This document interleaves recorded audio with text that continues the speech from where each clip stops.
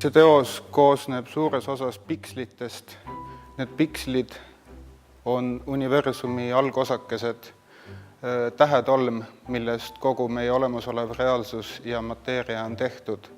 Ja siis on need pikslimustrid natukene nihkesse lasknud, nii et nendesse on peidetud salajased teetalained, mis on 6–10 hertsi, mis on selline inspiratsioonitasand, kui maailm hakkab looduma, saab looduks, ühesõnaga universumi tekkimise protsess.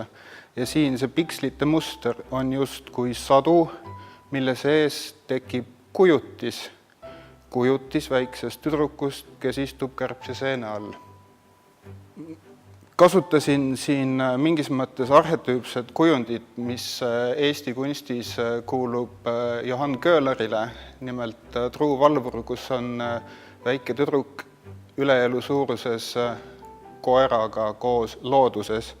Ja siin on need pikslid nagu see loodus või algosakeste maailmaks saamine ja siis tüdruk seenega on sellesse tekkinud nagu ilmutis, sest teetalainete ajal, mis on siin pikslites sees, hakkavad ilmuma ilmutised. Ja tüdruk seenega on nagu binaarkood, 1 ja 0. Tüdruk on 0, sest ta on see algteadvus, rikkumata maailmataju, kust kõik hakkab sündima, kust maailm hakkab looduks saama.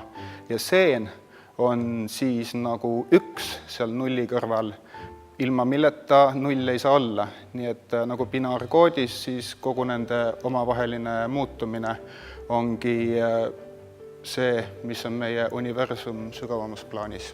Kas võtta rahvapärimuse tasandil või neuroteaduste tasandil, puhtalt sümboolsel tasandil ja kontekstis, et see teos on Eesti vabaduse mapis, siis on see tükikene meie metsadest, mis on kujund, mis sobib sellisesse ülemaailmsesse kujundite ja visuaalide tarbimise loogikasse. Ta on omamoodi nunnukujund, ta on selline multifilmilik, ikooniline, visuaalselt hästi atraktiivne, me kõik tunneme selle ära, paljudes kaubamärkides on kasutatud seda kombinatsiooni punane ja valge. Ja ma arvan, et seda vabaduse kommunikeerimiseks on hea selline kujund, mis tingimata jõuab kohale.